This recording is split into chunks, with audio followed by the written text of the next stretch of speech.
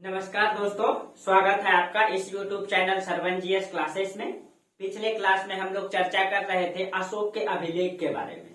आज हम लोग जानेंगे, पूरा जानकारी हासिल करेंगे अशोक के अभिलेख के बारे में। अशोक के जो अभिलेख की संख्या है वो क्या है, स्थान क्या है, ठीक है। उसमें बहुत सारी कंफ्यूजन होती है। आज उन सब कंफ्यूजन को दूर करेंगे हम लोग। और अशोक के अभिलेख से ही मौर्य साम्राज्य की जानकारी मिलती है, प्रत्यक्ष जानकारी मिलती है मौर्य साम्राज्य की, क्योंकि अशोक का जो अभिलेख प्राप्त हुआ है उससे पता चलता है कि उनका साम्राज्य का विस्तार कैसा था, उसका परिवहन व्यवस्था कैसा था, उसके साम्राज्य की नीति कैसी थी, उसके धर्म की नीति क्या थी, उनकी सांस्कृतिक नीति क्या थी, उनके युद्ध के बारे में, उनके विचार के बारे में, उनके विजय के बारे में, इन सब चीजों की जानकारी उसके अभिलेख से मिलती है। इसीलिए आज हम लोग सिर्फ और सिर्फ अभिलेख के बारे में डिटेल से चर्चा करेंगे कि अशोक का जो अभिलेख है वो किस प्रकार से है। तो पिछले क्लास में भी इसके बारे में थोड़ा सा हम लोग चर्चा किए थे। चलिए आज हम लोग इससे आगे चर्चा करते हैं। और आप लोगों को वीडियो अगर अच्छा लगता है, ठीक है, आप लोग सबसे पहले तो कंटिन्यू क्लास कीजिए। इसका नोट्स मिल जाएगा आप लोगों को, ठीक है। नोट्स मिलता रहेगा मेरा टेलीग्राम ग्रुप में। जो मेरा टेलीग्राम ग्रुप है सरवन जीएस क्लासेस, ये वीडियो का लिंक मतलब डिस्क्रिप्शन में लिंक है, आप लोग उससे जुड़ सकते हैं। उसमें आपको प्रतिदिन नोट्स मिलता रहेगा, ठीक है। चलिए तो हम लोग देखते हैं अशोक के अभिलेख के बारे में, ठीक है। तो हम लोग देखे थे अशोक के अभिलेख के बारे में कि जो अशोक का अभिलेख मतलब कि जहां बनाया गया है वो उत्तर प्रदेश के मिर्जापुर में बनाया गया है, क्योंकि वहीं पे लाल बलुआ पत्थर पाया जाता है और उसी पत्थर से जो है इनका अभिलेख को बनाया गया। लेकिन इनकी जो मतलब अभिलेख है ये कई स्थान में भारत के विभिन्न क्षेत्रों में पाए गए। इससे पता चलता है कि मतलब ये जो वजनी इनका जो इस अभिलेख का जो वजन है ये लगभग 50 से 55 टन है। 35 से 55 फीट ऊंचाई है इसका। इससे लगता है कहीं कहीं इसको एक स्थान से दूसरे स्थान से लेकर के गया जो होगा हाथी के द्वारा, तो कहीं कहीं परिवहन व्यवस्था बेहतर रहा होगा, सड़क का परिवहन। और आपको पता है कि उत्तरापथ मार्ग के बारे में भी इसमें उल्लेख आता है, सिल्क रूट के बारे में उल्लेख आता है। इसका मतलब परिवहन व्यवस्था कहीं कहीं बेहतर था उस समय, ठीक है। चलिए तो आज हम लोग इससे आगे देखते हैं जो अशोक के अभिलेख पाए गए हैं उन सब के बारे में डिटेल से हम लोग देखेंगे आज कि जो अशोक के अभिलेख हैं वो जो विभिन्न स्थानों में पाए गए हैं, ठीक है, इनकी क्या क्या मतलब खासियत है, इन सब के बारे में हम लोग आज डिटेल से चर्चा करते हैं।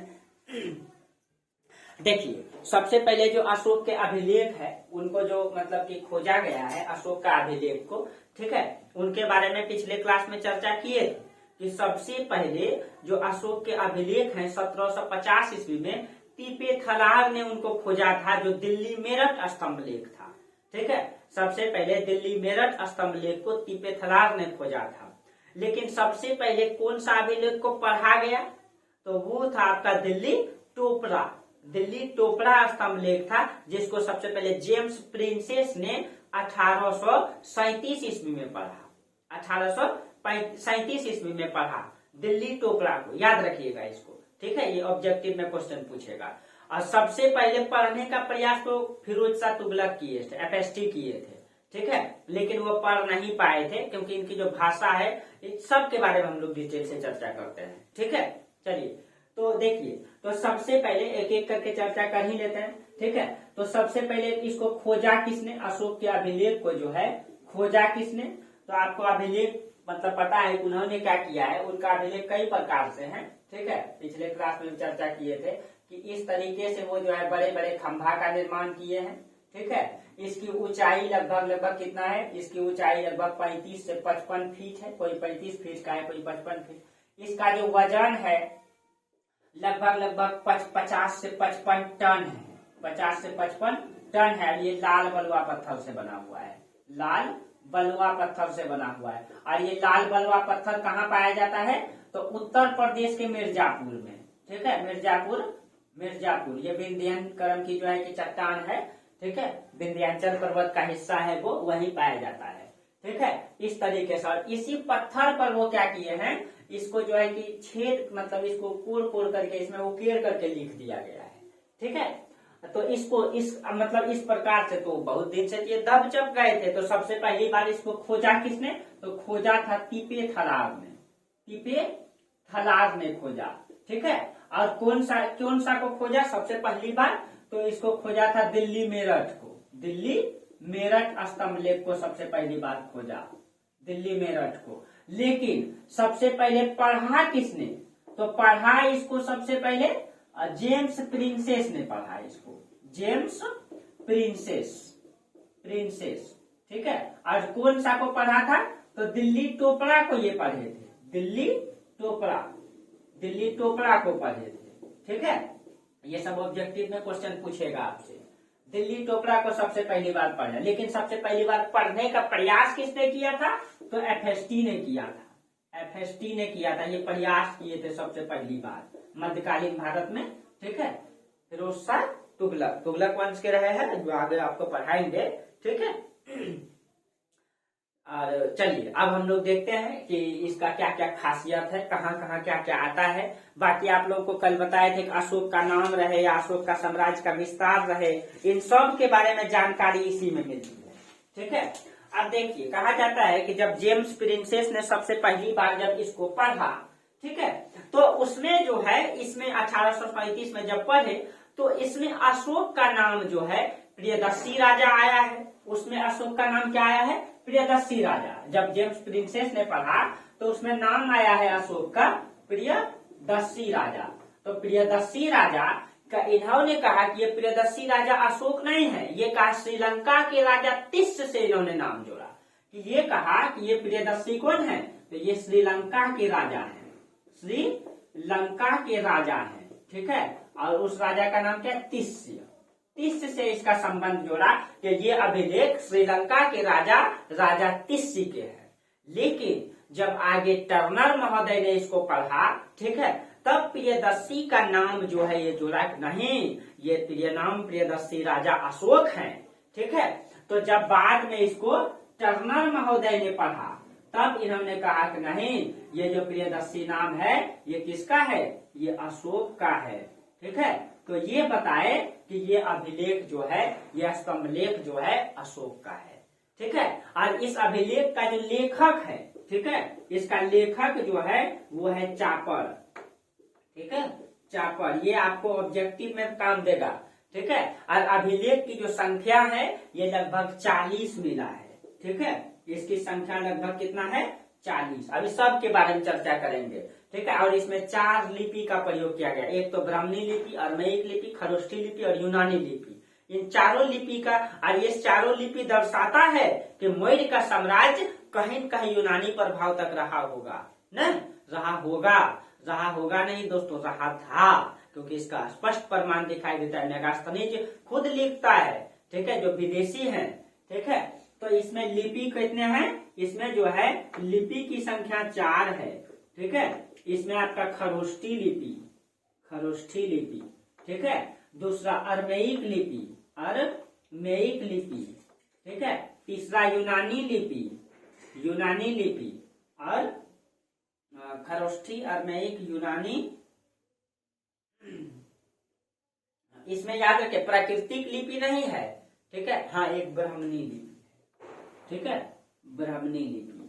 ये 4 लिपि का प्रयोग किया गया है इसके अभिलेखों में, ठीक है। खरोष्ठी लिपि, अरमैक और मतलब यूनानी लिपि, ये जो है आपका उत्तर पश्चिम क्षेत्रों में, पाकिस्तान, अफगानिस्तान क्षेत्रों में यूनानी प्रभाव था। सिकंदर का जब आक्रमण हुआ तो उत्तर पश्चिम यूनानी प्रभाव में रहा, तो उधर जो इन्होंने अभिलेख को रखवाया, मतलब खंबा करवाया, वो यूनानी भाषा में किया, क्योंकि वहां के लोगों को, क्योंकि वो क्या किए थे, खंभा में अपने राज्य के आदेश को लिख दिए थे। तो आदेश को लिखे थे तो यूनानी प्रभाव में है वो क्षेत्र, तो कहीं यूनानी भाषा का प्रयोग करना पड़ेगा, तब ना वहां के लोगों को समझ में आएगा। तो देखिए इसीलिए कहीं कहीं वहां तक इसका साम्राज्य का विस्तार था, ठीक है। अब देखिए खरोष्ठी लिपि का जो प्रयोग जो है, आप देखेंगे जो खरोष्ठी लिपि है अफगानिस्तान, पाकिस्तान में पाया गया है 2 अभिलेख, शहबाजगढ़ी और मनसेहरा। उस 2 अभिलेख में जो है, ठीक है, जो दीर्घ शिलालेख है, ये दोनों दीर्घ शिलालेख है, ठीक है, शहबाजगढ़ी और मनसेहरा, वहां उसमें पाया गया है। तो आपको खरोष्ठी लिपि का प्रयोग दिखाई देगा शहबाजगढ़ी अभिलेख में, पूछा जाता है शहबाजगढ़ी अभिलेख। एक है आपका मनसेहरा अभिलेख, ये दोनों पाकिस्तान में है, ये दोनों कहाँ है? पाकिस्तान। इन दोनों में खरोष्ठी लिपि का प्रयोग किया गया है, क्वेश्चन पूछा जाता है। और अरमैक लिपि का प्रयोग तक्षशिला और लंघनाज में किया गया है, ठीक है। आर्मेयिक लिपि का प्रयोग किसमें किया गया है? एक तो तक्षशिला अभिलेख, तक्षशिला अभिलेख, और एक है आपका लंघनाज अभिलेख, लंघनाज अभिलेख। इसमें जो है ये दोनों में कौन सा आर्मेयिक लिपि का प्रयोग किया गया है, ठीक है। और सरकुना अभिलेख में खरोष्ठी और यूनानी दोनों लिपि का प्रयोग किया गया है। ये क्वेश्चन पूछा जाता है, ठीक है। शेरकुना अभिलेख, शेरकुना अभिलेख, इस अभिलेख में जो है खरोष्ठी का भी प्रयोग किया गया है, ठीक है, और यूनानी का भी प्रयोग किया गया है। इसीलिए इसको जो है ना द्विलिपिक अभिलेख भी कहते हैं, द्विलिपिक अभिलेख भी इसको कहते हैं। पूछा जाएगा क्वेश्चन कि अशोक का कौन सा अभिलेख है जो द्विलिपिक अभिलेख है, जिसमें कौन सा खरोष्ठी और यूनानी लिपि का प्रयोग किया गया है, ठीक है। और इसको जो है कंधार अभिलेख या द्विलिपिक अभिलेख भी इसको कहते हैं। इसको कंधार अभिलेख भी कहा जाता है, ठीक है, कंधार अभिलेख भी इसको कहा जाता है। तो ये आपका ऑब्जेक्टिव हो गया एक प्रकार से, ठीक है। चलिए अब हम लोग इसका कॉन्सेप्ट को चर्चा करते हैं, आखिर ये क्या अभिलेख है, क्या है, नहीं है, इन सब के बारे में, इनकी संख्या में जो बहुत सारा विवाद चलते रहता है मन में जो आपस में, ठीक है, इन सब को हम लोग आज दूर करते हैं, ठीक है। इनकी संख्या क्या है, इसको कितने स्थानों में लगाया गया है, इन सब में कहीं कहीं जो है कि डाउट होता है। आज हम लोग सब डाउट को आज क्लियर करेंगे, ठीक है। चलिए देखिए अशोक के जो शिलालेख है, सीधा सीधा, शिला मतलब पत्थर, तो हम लिखते हैं अशोक के अभिलेख है, ठीक है। तो हम अशोक के शिलालेख लिखते हैं, शिला मतलब पत्थर होता है, शिलालेख, शिलालेख, ठीक है, शिलालेख, ठीक है। आप लोग लिखिएगा अशोक के शिलालेख, हम अशोक पढ़ा रहे हैं। तो ये अशोक के शिलालेख जो है ना ये 3 प्रकार का है, ठीक है, ये 3 प्रकार का है।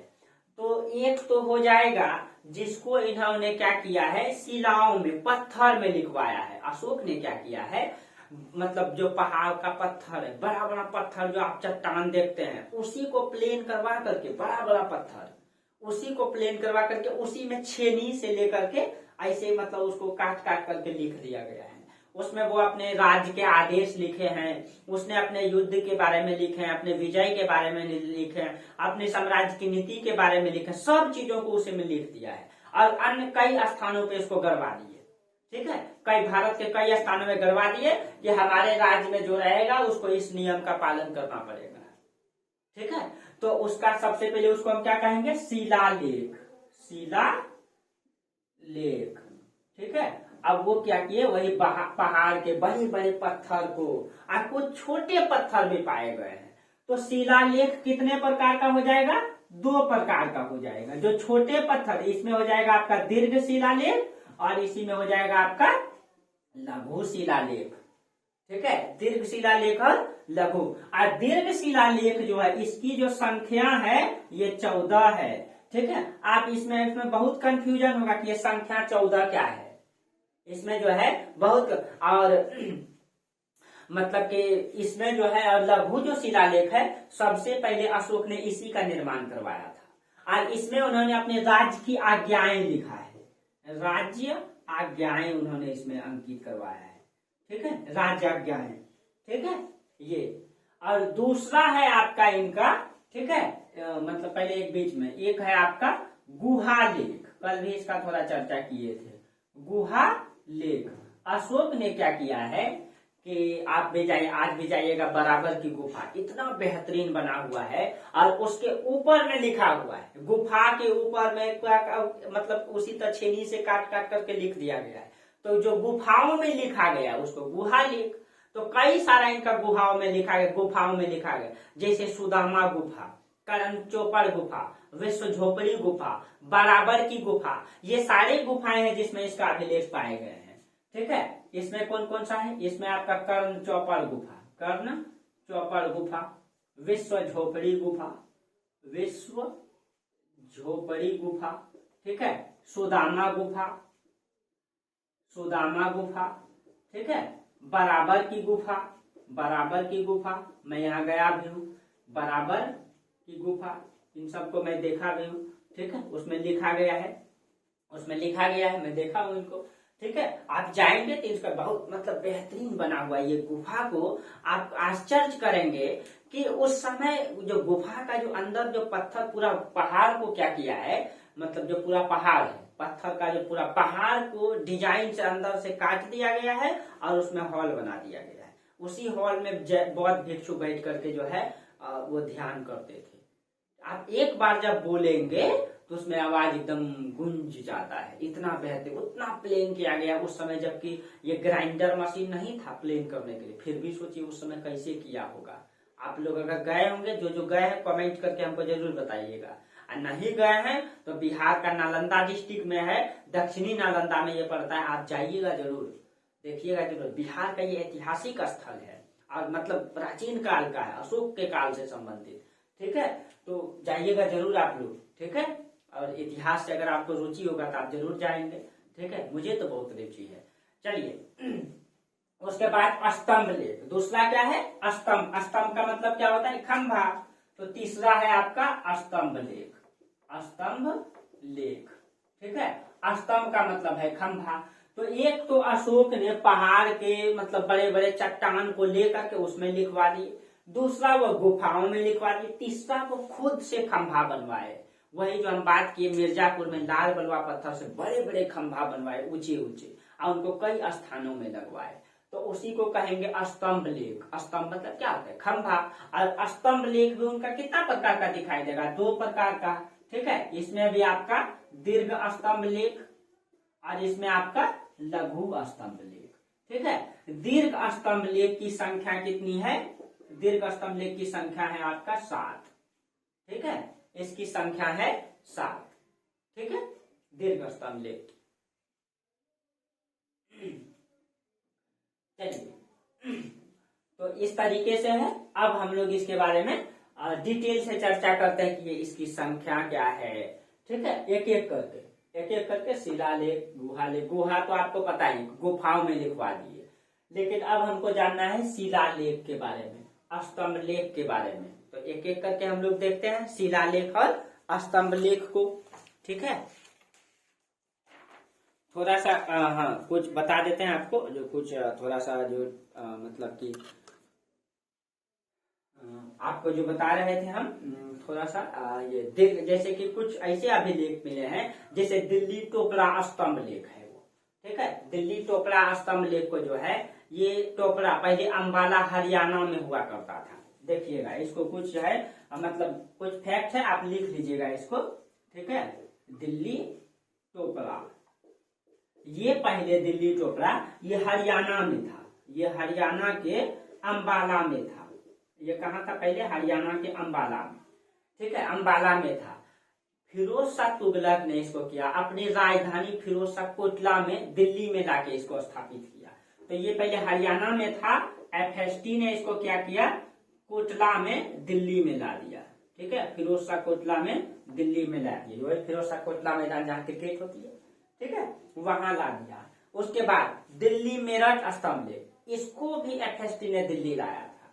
ठीक है, दिल्ली मेरठ को, दिल्ली मेरठ, ये पहले मेरठ में था। ठीक है, इसको FST क्या किए, इसको भी FST ने दिल्ली ला दी। ठीक है, दिल्ली ला दिए। और कहा जाता है कि जब फर्रुखसियर शासक बनेंगे 1700 मतलब आधुनिक काल में, ठीक है, 1713 से 1719 में जो है मतलब कि फर्रुखसियर के जो है उन्होंने क्या किया, बारूद खाने में जब विस्फोट कर रहा था, तो ये वाला जो है दिल्ली मेरठ वाला जो है ना मतलब टूट फूट गया था, तब फिर से इसका रिपेयरिंग करवाया गया। तो याद रखिएगा, फर्रुखसियर के समय ये ध्वस्त हो गया था, फर्रुखसियर के समय ये जो है ध्वस्त हो गया था। ठीक है, पूछा जाता है दिल्ली मेरठ वाला। ठीक है, उसके बाद एक है आपका प्रयागराज अभिलेख, प्रयागराज। ठीक है, प्रयागराज अभिलेख। ठीक है, ये भी स्तंभ लेख ही है, ये भी आपका क्या है, ये भी स्तंभ लेख है। अब आपको समझ में आ ही गया होगा कि स्तंभ लेख क्या है। दिल्ली मेरठ स्तंभ लेख है, ये तीनों, दिल्ली टोपला, दिल्ली मेरठ, प्रयागराज, ये तीनों स्तंभ लेख है। स्तंभ मतलब खंबा है, जो इसको खुद इन्होंने बनवाया था, अशोक ने। ठीक है, अब वर्तमान में ये प्रयागराज स्तंभ लेख है, वर्तमान में ये इलाहाबाद में ही है। ठीक है, वर्तमान में वही है इलाहाबाद में। ठीक है, पहले ये कौशाम्बी में था। पहले कहाँ था ये, पहले कौशाम्बी में था ये, पहले ये कहाँ था, कौशाम्बी में। मतलब लेकिन जो है अशोक ने इसमें चेतावनी दी है। इसमें ये चेतावनी दिया गया है जो उस समय आपको बताए थे गौतम, मतलब अशोक ने जो है तृतीय बौद्ध संगीति करवाए, क्योंकि बौद्ध धर्म में बुराइयां फैल गई थी। तो इसमें वो कहे हैं कि कोई भी बौद्ध भिक्षु अगर मतलब कि भिक्षुनी संघ को या भिक्षु संघ को अगर भंग करने का प्रयास करेगा तो उसको श्वेत वस्त्र धारण करके पहना करके जो है संघ से बाहर निकाल दिया जाएगा। इसमें वो मतलब उनको मतलब ये बताने का प्रयास करें, चेतावनी देने का प्रयास करें, कोई भी मतलब भिक्षु संघ या भिक्षुनी संघ को नष्ट करने का प्रयास करेगा, उसमें बुराई फैलाने का काम करेगा तो उसको संघ से निकाल दिया जाएगा। ठीक है, और इसी में जो है कि बाद में इसी में ठीक है वो चेतावनी देते हैं, और इसी में बाद में गुप्त शासक आएंगे, समुद्र गुप्त इसी में अपना करवाएंगे, इसी में फिर जहांगीर। तो इसमें 3 शासक का नाम आएगा आपका, एक तो अशोक का, अशोक तो खुद इसको निर्मित करवाए हैं, उसके बाद इसमें समुद्र गुप्त जब गुप्त शासक आएंगे तो इसी में मतलब जगह खाली था लिखवा दिए, उकरवा दिए। फिर जहांगीर जब आएंगे तो जहांगीर भी इसी में लिखवा दिए, जहांगीर। ठीक है, तो याद रखिएगा प्रयागराज स्तंभ लेख में 3 राजाओं का नाम आता है। ठीक है, ये आपका कुछ फैक्ट था, ठीक है, जिससे क्वेश्चन पूछा जाता है, इसीलिए जो है हम इसको बता दिए। ठीक है, इससे क्वेश्चन पूछा जाता है इसीलिए। अब चलिए हम लोग कॉन्सेप्ट को समझते हैं।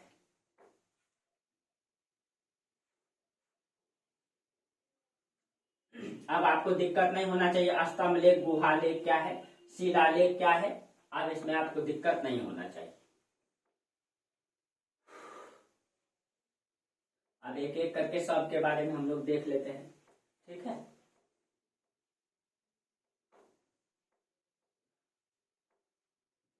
देखिए सबसे पहले हम लोग शिलालेख के बारे में देखते हैं। ठीक है, दीर्घ शिलालेख, दीर्घ शिलालेख,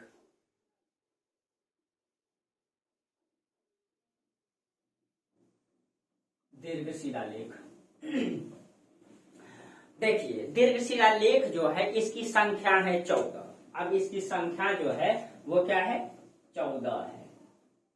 इसकी संख्या है 14। ये कितने स्थानों में लगाया गया है, ये जो है 8 स्थानों में लगाया गया है। अब आप कहेंगे ये क्या है, तो अशोक ने क्या किए, ठीक है, इन्होंने इसकी संख्या है 14, संख्या 14 का मतलब क्या है, स्थान 8।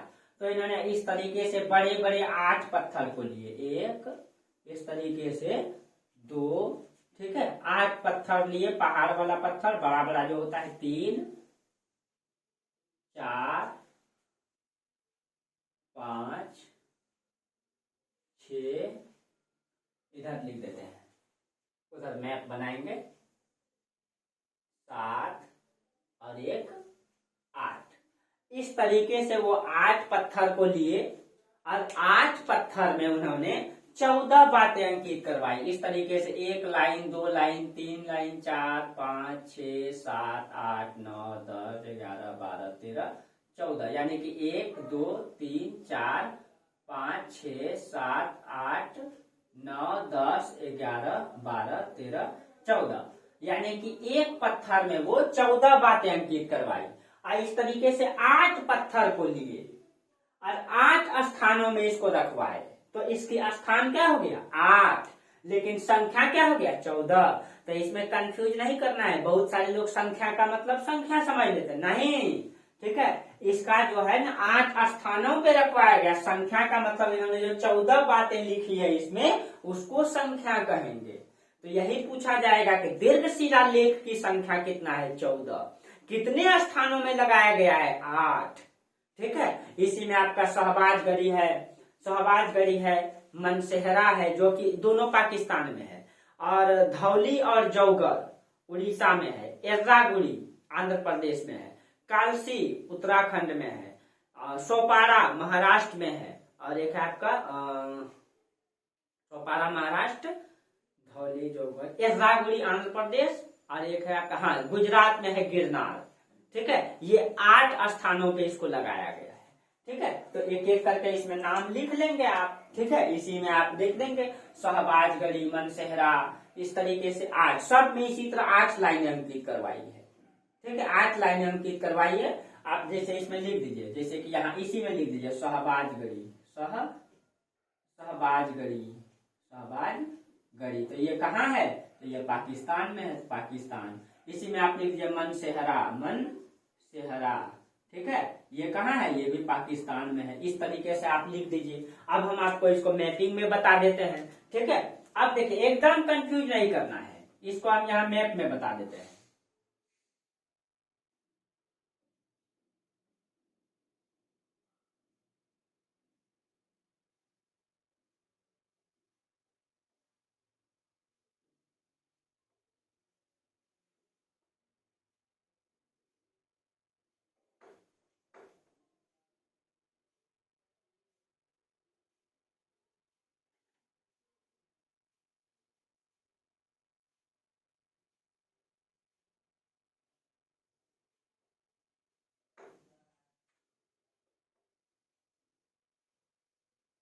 देखिए ये आपका भारत का मैप हो गया, इधर है आपका पाकिस्तान। ठीक है, इधर मान लीजिए पाकिस्तान है।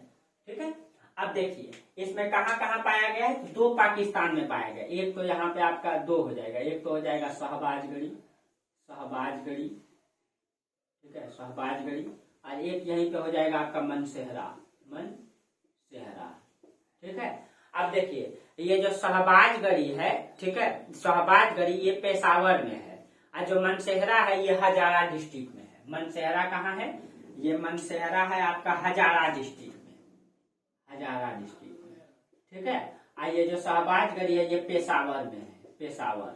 ठीक है, यहाँ पे 2 मिला है। एक मिला है आपका उत्तराखंड में, यहाँ पे उत्तराखंड में मिला है कालसी, यहाँ पे कौन सा अभिलेख मिला है? कालसी। एक मिला आपका गुजरात में, उसका नाम है गिरनार, गिरनार। ठीक है, गिरनार ये आपका गुजरात में है, तो आप लोग लिख लेंगे। ठीक है, हम जे लिख देते हैं। ये आपका यूके, उत्तराखंड। ठीक है, उसके बाद हाँ एक यहाँ महाराष्ट्र में मिला है, महाराष्ट्र में उसका नाम है सोपारा, सोपारा। ठीक है, ये मतलब ओडिशा में मिला है 2, तो ODI लिख देते हैं। ओडिशा में 2, इसमें है आपका ओडिशा में धौली और जौगर, इसमें है आपका धौली और इसमें है आपका जौगर। एक आपका आंध्र प्रदेश में मिला है, तो AP लिख देते हैं। यहाँ पे है आपका एर्रागुड़ी, एर्रागुड़ी। ठीक है, कितना 8 हुआ? देखिए 1 2 3 4 5 6 7 8, इस तरीके से 8 स्थानों में लगाया गया है। अशोक का बड़ा बड़ा पत्थर है, चट्टान है। ठीक है, उसने क्या किया है? 8 पत्थर को ऐसे करके लिया है। ठीक है, 8 पत्थर को आप 1 2 3 4 5 6 7 8 पत्थर को लिया है।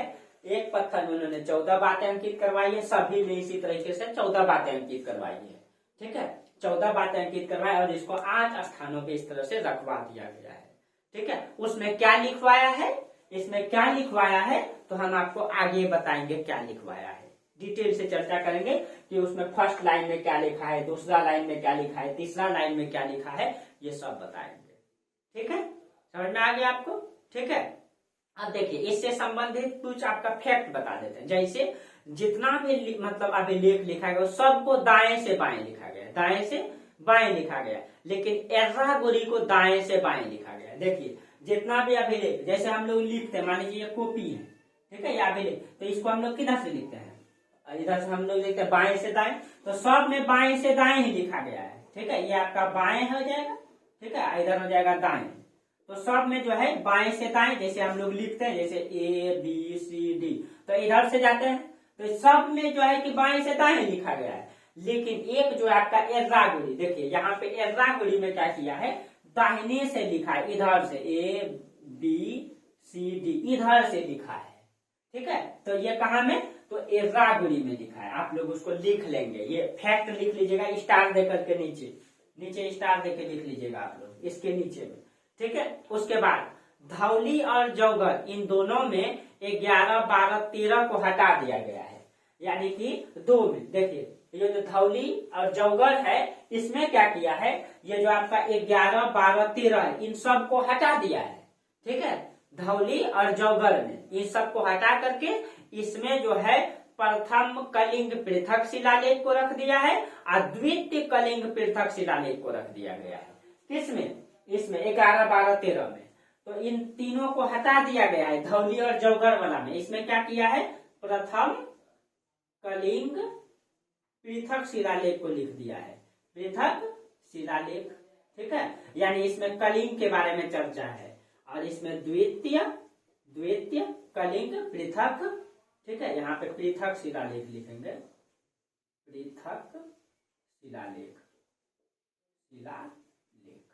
और इसमें भी वही लिखेंगे क्योंकि उन्होंने कलिंग का युद्ध किया था, और कलिंग का जब युद्ध किया था तो उसमें लाखों लोगों मारे गए थे, और उसमें उन्होंने मोहरम पट्टी लगाने का काम किया है। ठीक है, तो इस तरीके से इसीलिए उसके बारे में पूछा भी जाता है। ठीक है, बाकी आप लोगों को सब में जो है खोजकर्ता के बारे में नोट्स में दे देंगे। जैसे मनसेहरा अभिलेख को, इसको खोजा है कनिंघम महोदय ने। ठीक है, जो शहबाजगढ़ी है, ठीक है, इसको जो खोजा है, इसको खोजा है कालसी को खोजा है फॉरेस्ट ने, और उसके बाद जो एर्रागुड़ी है इसको खोजा अभी घोष ने। आप इसको नोट्स में दे देंगे आपको। ठीक है, ऐसे सब ध्यान में रहता नहीं है ये सब चीजें। ठीक है, और फैक्ट है दोस्तों, फैक्ट की कमी तो है नहीं, हमको कॉन्सेप्ट से ज्यादा मतलब रहता है, क्योंकि जो बीपीएससी, यूपीएससी, पीसीएस जो भी आप देंगे उसमें ज्यादा कॉन्सेप्ट खोजेगा आपको। ठीक है, फैक्ट भी याद रखना है, पीटी के लिए तो फैक्ट याद रखना ही है। ठीक है, मेंस के भी उसे भी रखना है। अब थोड़ा सा हम लोग देख लेते हैं। तो हम लोग क्या देख रहे थे, शिलालेख। तो हम आपको बताए शिलालेख कितने प्रकार का, 2 प्रकार का, लघु और दीर्घ। तो अब हम लोग देख लेते हैं लघु शिलालेख के बारे में। ठीक है, तो लघु शिलालेख की संख्या तो दोस्तों मतलब बहुत स्थानों में ये प्राप्त हुआ है। ठीक है, इसमें लघु शिलालेख का मतलब क्या हो गया, छोटे छोटे पत्थरों पर उसने लिखा है। ठीक है, लघु शिलालेख में वो छोटे छोटे पत्थर में, यही बड़ा बड़ा पत्थर से जो है उसमें जो है छोटा छोटा पत्थर दिखाई देगा आपको।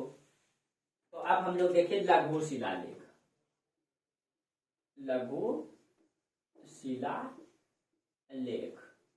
अब इसी चीज को वो क्या किए हैं, लघु शिलालेख को, जैसे ये देखिए छोटे पत्थर लिए, इसमें लिख दिए हैं छोटे पत्थर में। इस तरीके से बहुत स्थान में ये प्राप्त हुआ है। अब देखिए ये जो इसका, ये जो लघु शिलालेख में मुख्य रूप से राज्याज्ञाएं दिया गया है। ठीक है, राज्याज्ञाएं दिया हुआ है इसमें, यानी कि राज्य की आज्ञाएं उन्होंने अंकित करवाई है इसमें। ठीक है, राज्य की आज्ञाएं अंकित करवाई है उसमें। ठीक है, किसमें, ये दीर्घ लघु शिलालेख में। अब ये कहाँ कहाँ पाया गया है, ठीक है, आपको मैप में देना ठीक होगा या बताने, क्योंकि बहुत स्थान में मिला है। चलिए मैपिंग कर देते हैं। ठीक है, क्योंकि यहाँ कर देंगे तो ठीक रहेगा। ठीक है, चलिए मैपिंग कर देते हैं इसका, कहाँ कहाँ पाया गया है, बहुत स्थानों में पाया गया है, तो इसका हम मैपिंग कर देते हैं। आप लोग मैप देखिए, आप लोगों को इसीलिए मैपिंग कर रहे हैं कि आप लोग जो लिखेंगे मेंस, ठीक है, आपको उसमें ये चीजें आनी चाहिए। आप लोग यहाँ से ये चीजें सीख सकते हैं।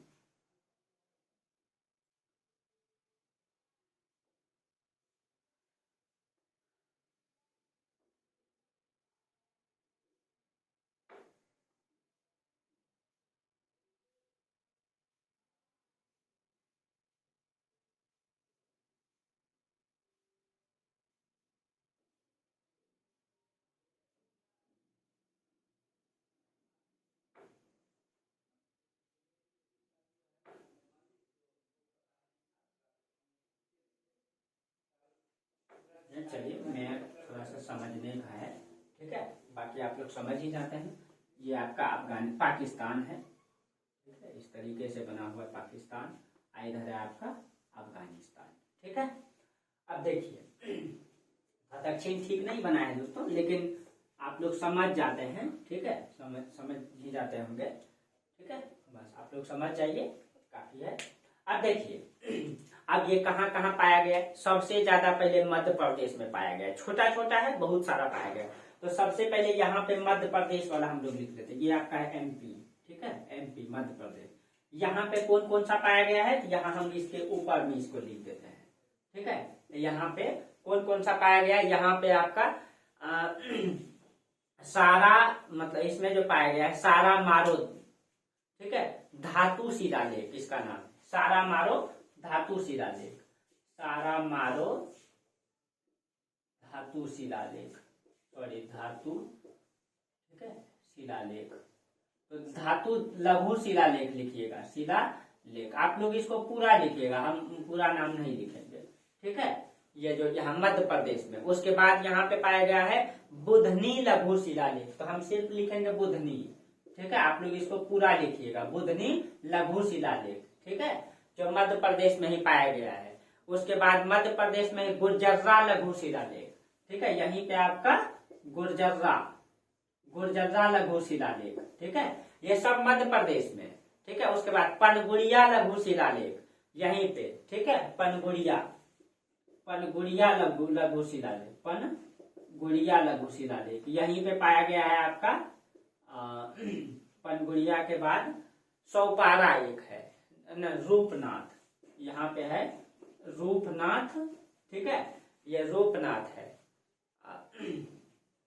5 हो गया, ठीक है। तो ये 5 पाया गया है मध्य प्रदेश में, ये जो लघु शिलालेख है, ठीक है। एक उत्तर प्रदेश में अहरोरा लघु शिलालेख जो मिर्जापुर में है, ठीक है, ये आपका यूपी है, यूपी के मिर्जापुर में अहरोरा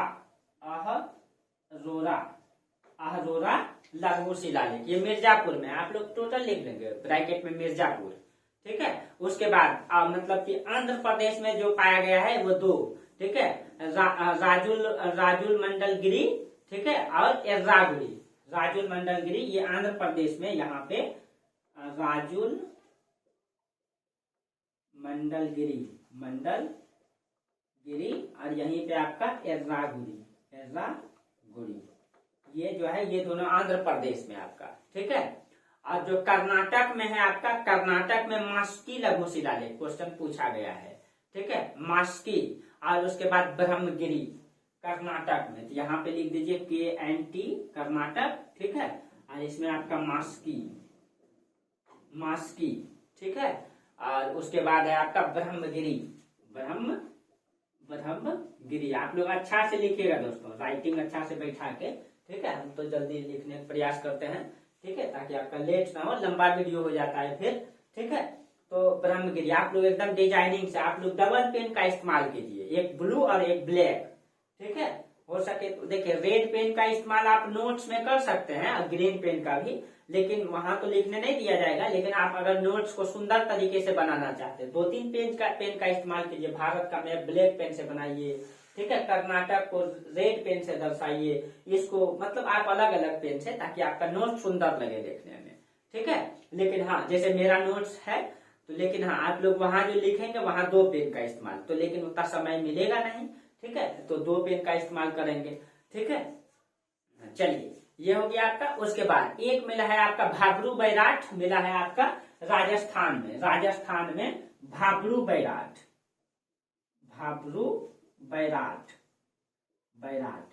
ये सब लघु है, ठीक है, भाबरू बैराट। उसके बाद भाबरू बैराट हो गया।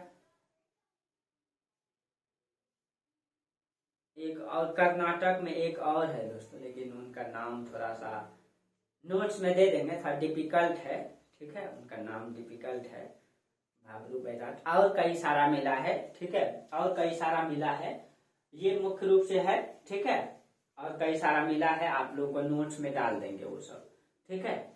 और सबसे पहले अशोक ने इसी का निर्माण किया था, सबसे पहले लघु शिलालेख का, छोटे पत्थर वाला, इसी का निर्माण किए थे अशोक ने, ठीक है। चलिए हाँ, अब देखिए भाबरू बैराट में अशोक ने स्वयं को सम्राट कहा है, याद रखिएगा, यही भाबरू बैराट है जिसमें अशोक ने स्वयं को क्या कहा है, अशोक ने स्वयं को सम्राट कहा है, क्वेश्चन पूछ सकता है, ठीक है, सम्राट। गुर्जर्रा, मास्की, नेतुर तथा उदगेलम अभिलेख में अशोक का वास्तविक नाम अशोक मिलता है, किसमें गुर्जर्रा में, ठीक है, मास्की, यहाँ पे आपका है मास्की में, ठीक है, गुर्जर्रा, मास्की, नैतूर को नहीं लिखे हैं ना, लिख दीजिएगा आप लोग नैतूर, ठीक है, और उदगोलम में, इन सब में अशोक का नाम, वास्तविक नाम अशोक मिलता है, आप इधर लिख लेंगे, ठीक है। गुर्जर्रा, मास्की, नैतूर और उदगोलम छोटा छोटा मिलेगा दोस्तों, बहुत जगह मिला है, ठीक है, आपको मैप में दे देंगे, बहुत सारा है, ठीक है, इसीलिए बहुत ज्यादा फैक्ट याद करके कोई जरूरी नहीं है, ठीक है। और उदगेलम अभिलेख में जो है अशोक का वास्तविक नाम ही मिलता है अशोक, और अन्य जगह पर देवानाम प्रियदर्शी मिलता है। देवानाम प्रियदर्शी राजा, देवाओं मतलब देवानाम प्रियदर्शी का राजा मतलब देवों के प्रिय राजा, देवताओं के प्रिय है। ठीक है, यानी कि अपने आप को वो देवताओं से जोड़ने का प्रयास किए हैं। ठीक है, तो ये आपका लघु शिलालेख। तो आपको बता दिए लघु शिलालेख और दीर्घ शिलालेख। अब क्या बच गया, स्तंभ लेख। तो उसमें भी क्या, दीर्घ स्तंभ लेख और लघु स्तंभ लेख। चलिए अब दोनों को देख लेते हैं हम लोग। ठीक है, चलिए समझ में आता होगा आप लोगों को। देखिए जहां आपको दिक्कत हो आप मैसेज करके जरूर बताइएगा। और पर्सनल में भी अगर जुड़ना हो तो आप लोग मेरा नंबर नोट कर सकते हैं, तो 7484987818। ठीक है, और इसमें आप लोग मैसेज कर सकते हैं, व्हाट्सएप है इसमें। ठीक है, आप इसमें मैसेज कर सकते हैं।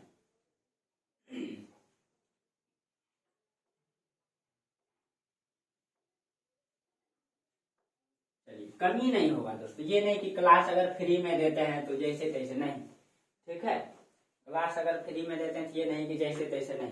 क्लास आपको बेहतरीन मिलेगा। ठीक है, जहां कमी होगा तो वहां आप लोग बताइए, वहां हम पूरा जरूर करेंगे। चलिए उसके बाद है आपका स्तंभ लेख। स्तंभ लेख, स्तंभ लेख। ठीक है, अब देखिए हाँ, दीर्घ स्तंभ लेख आप यहाँ लिख दीजिए, दीर्घ स्तंभ लेख। ठीक है, क्योंकि पहले बड़े की चर्चा करते हैं। दीर्घ स्तंभ लेख की संख्या क्या है, 7। अब आपको संख्या में डाउट नहीं होता होगा, जैसे हम बोले वैसे आप कहो, अब समझ गए, संख्या मतलब संख्या। ठीक है, और इसका स्थान कितना है, स्थान है 6। अब आपको समझ में आ गया होगा। ठीक है, तो इसका भी मैपिंग कर देंगे हम। ठीक है, तो 6 स्थान में है, इसका मतलब अशोक ने ऐसे ऐसे 6 पत्थर को लिए।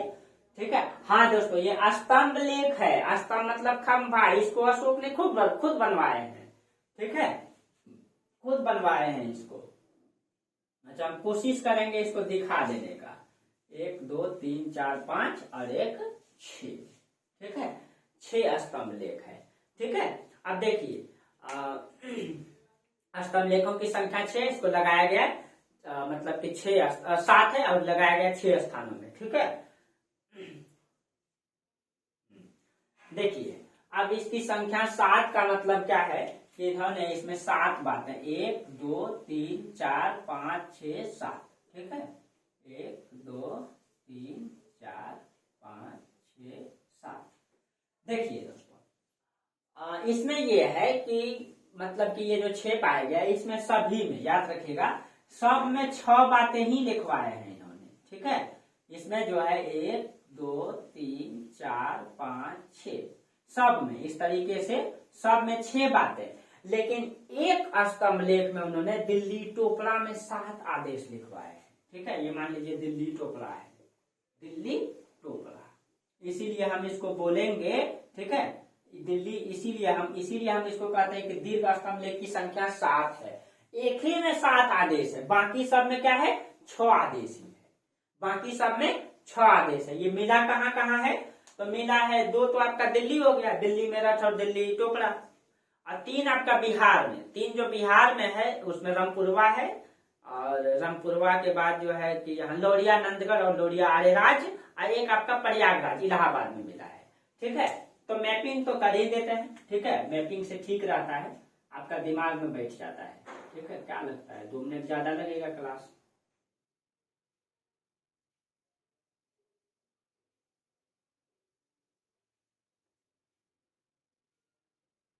चलिए आप लोगों को मैपिंग में बता देते हैं तो बहुत बेटर हो जाता है। आप लोग दोस्तों इसको लाइक शेयर जरूर कीजिएगा और आगे बढ़ाइएगा। ठीक है, ताकि आप लोगों के लिए और बेहतर से बेहतर कर पाए। ठीक है, चलिए मैं दिल्ली मतलब जल्दी बना दिए इसीलिए। तो एक आपका दिल्ली भारत की राजधानी में मिला है 2। ठीक है, यहाँ पे, यहाँ दिल्ली में 2, तो यहाँ पे कौन, दिल्ली टोपड़ा, दिल्ली, यही दिल्ली टोपड़ा है जिसको कि मतलब फिरोज शाह तुगलक ने लाया है। दिल्ली टोपड़ा और दिल्ली मेरठ, दिल्ली मेरठ। ठीक है, ये मेरठ में था और ये दिल्ली टोपड़ा हरियाणा में था। ठीक है, ये था हरियाणा में, ये मेरठ में। फिरोज शाह तुगलक ने इसको दिल्ली ला लिया। हरियाणा एकदम यही बगल में पड़ता है, दिल्ली के चारों तरफ तो हरियाणा ही है, तो हरियाणा से ये यहाँ ला लिया। और दिल्ली मेरठ इधर इधर मेरठ पड़ता है, मेरठ से यहाँ ला लिया फिरोज शाह तुगलक ने। तो 2 तो यहाँ पाया गया, एक आपका यहाँ पे इलाहाबाद में पाया गया है, यहाँ इलाहाबाद में। ठीक है, इलाहाबाद, इलाहाबाद। ठीक है। और तीन आपका, तीन हो गया। और तीन आपका ये आपका बिहार में, तीन आपका बिहार में। एक तो इसमें रमपुरवा, रमपुरवा। ठीक है। उसके बाद रमपुरवा के बाद जो है लौरिया अरेराज और लौरिया नंदगढ़, लौरिया अरेराज, अरे राज नाम थोड़ा डिफिकल्ट है। और लौरिया नंदगढ़, लौरिया नंदगढ़। ठीक है। ये तीन, तो 1 2 और 3। ठीक है। और 1 2, तो 3 2 5 1 6, 6 स्थान में मिला है। ठीक है। ये 6 स्थानों में मिला है। ठीक है।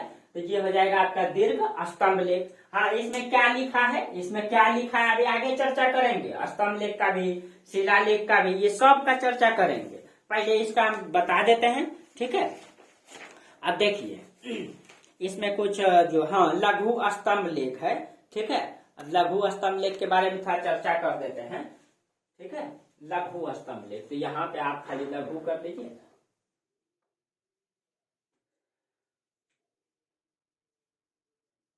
लघु स्तंभ लेख। ठीक है। अब लघु में क्या हो जाएगा। ठीक है। जो उसका दीर्घ स्तंभ लेख है, दीर्घ स्तंभ लेख जो उसकी ऊंचाई है 35 से 55 फीट का है। ठीक है। वजन 50 से 55 टन है। ठीक है। लाल बलुआ पत्थर से बना हुआ है। लेकिन जो मतलब लघु स्तंभ लेख है ये छोटे छोटे हैं। ठीक है। ये छोटे छोटे पाया गया है, कई स्थान में रखा गया है। आप जाएंगे तो देखने को मिलेगा। मैं सारनाथ गया था तो वहां मुझे देखने मिला था। जो आप लोग 5 रुपया का सिक्का में, ठीक है, जो वो आप देखते हैं ना, देखिए ये तो मेरे पास छोटा वाला एक सिक्का है, जो आप इसमें तो दिखेगा भी नहीं। ये जो आप देखते हैं ये सिक्का में, अशोक का स्तंभ में, ये वाला चीज है, ये सारनाथ से लिया गया है। ठीक है। जो उत्तर प्रदेश में ऐसा जो होता है ना, ये उत्तर प्रदेश के सारनाथ में है रखा हुआ।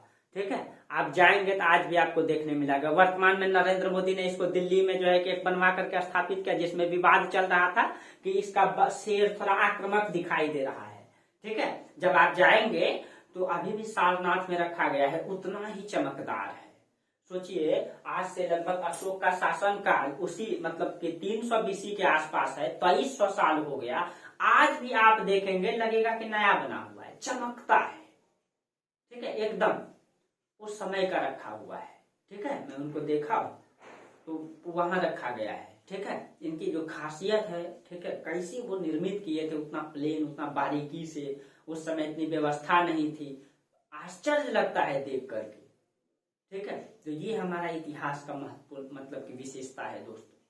ठीक है। भारत की विशेषता झलकती है इसमें। और अभी अशोक के बारे में अभी पढ़ाई कहाँ है, अभी तो मतलब अभी उनके बारे में मतलब चलिए कि इंट्रोडक्शन चल रहा है, आप सोचिए। ठीक है। बाकी तो इतिहास बहुत है दोस्तों, हमको रिसर्च नहीं करना है, लेकिन बहुत सारा चीजें जानना भी है। ठीक है। ऐसा नहीं कि शॉर्ट में भी निकल जाना है, नहीं, बहुत सारा चीजें जानकारी के साथ। देखिए जो लघु स्तंभ लेख है ना, इसमें अशोक ने समांतर राज्य की घोषणाएं लिखे हैं। घोषणा का मतलब वो घोषणा किए कि पूरे साम्राज्य में ये बातें फॉलो करना पड़ेगा, हर जनता को इतना बजे इतना टैक्स पहुंचाना पड़ेगा, या इतना ये मतलब कि राज्य के बारे में अशोक ने घोषणाएं की है। उन्होंने अगर महरम पट्टी लगाए उनके घोषणा किए, कुआं खुदवाए, ये सब के बारे में उन्होंने लिखवाए। ठीक है। लघु स्तंभ लेख में इसमें आपका कौन कौन सा मिला, एक सांची में मिला है, सारनाथ में मिला है, कौशाम्बी में मिला है, रुम्बन देवी में मिला है। ठीक है। निगलीवा में मिला है। तो लिख देते हैं इसके 4-5 को, बाकी आप समझ ही गए। ठीक है। एक मिला है आपका सांची में, सांची मध्य प्रदेश में पड़ता है ये। ठीक है। ये सांची कहाँ है, ये MP में है। ठीक है। दूसरा एक मिला सारनाथ में, सारनाथ मैं यहाँ गया हूँ, सारनाथ में ये कहाँ है, ये UP में है। ठीक है। तीसरा उसके बाद सारनाथ, सांची, और एक हो गया कौशाम्बी में, कौशाम्बी। ठीक है। ये भी आपका UP पड़ेगा। तीसरा जो है एक है आपका रुम्मन देवी। ठीक है। रुम्मन देवी। ठीक है। रुम्मन देवी ये आपका नेपाल के तराई क्षेत्र में पाया गया है। नेपाल का तराई में, उत्तर प्रदेश ही पड़ता है, नेपाल की तराई में। ठीक है। तराई। और एक है आपका रुम्मन देवी, उसके बाद एक है आपका निगलीवा।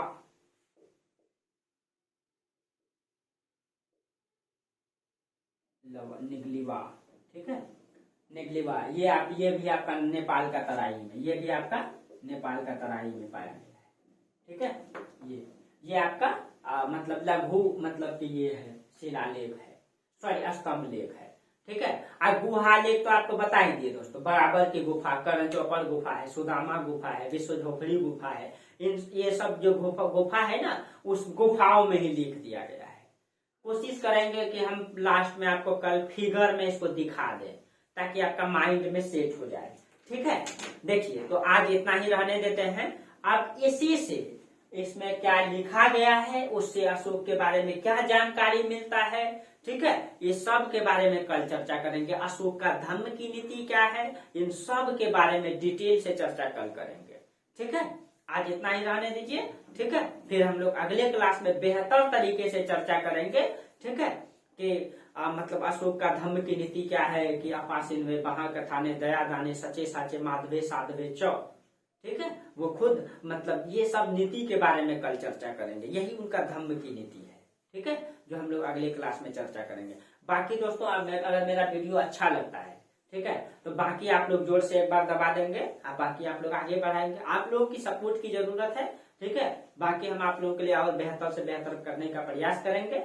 चलिए, तो फिर हम लोग आज यहीं तक चर्चा करते हैं। तब तक के लिए आप लोगों को मस्ती से आप लोग मतलब कि अपना जीवन में खुशहाल रहिए। ठीक है, और अपने कामों में व्यस्त रहिए, और मतलब कि अपना सिलेबस को लेकर के, ठंड का मौसम आ ही गया है, कंबल में घुसिए और अपना सिलेबस को रात दिन देखते रहिए।